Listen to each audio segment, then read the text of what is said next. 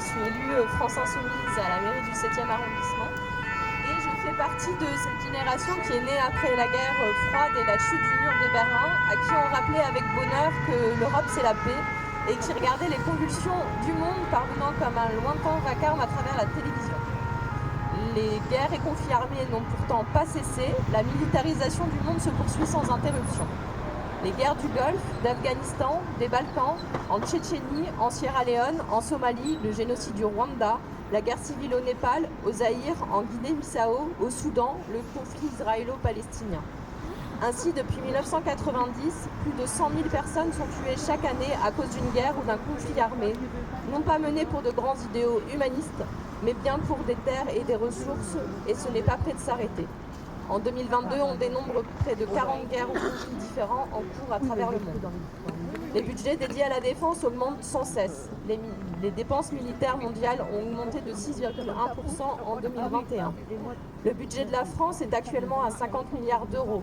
Le gouvernement prévoit seulement une augmentation de budget de santé d'1,8 milliard d'ici 2025, alors qu'il augmente le budget de l'armée de 9 milliards.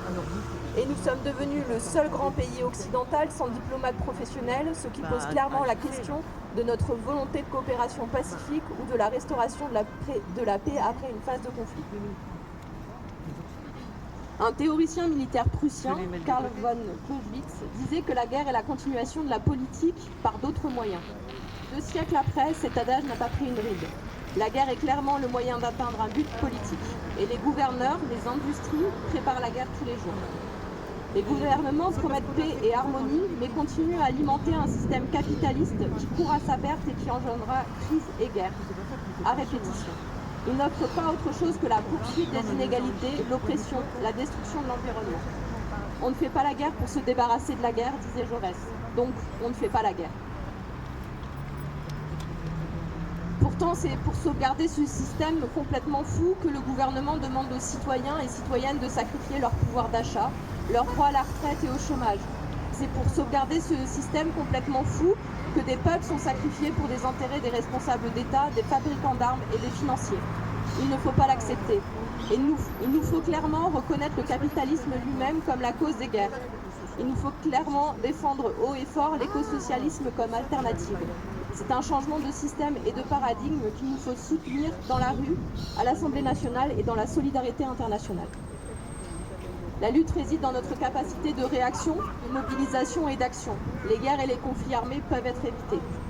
En attendant que le capitalisme s'écroule, il faut continuer à nous mobiliser pour que les troupes étrangères se retirent des pays qu'elles occupent, à condamner les agressions et demander le respect des conventions de Genève. Face à la barbarie, notre devoir est toujours d'opposer le droit. Les cours internationales compétentes doivent être saisies pour enquêter et juger les actes des faiseurs de guerre. Il nous faut aussi accueillir avec dignité toutes les personnes qui fuient des zones de conflit, sans discrimination de couleur, de peau, de religion ou de nationalité.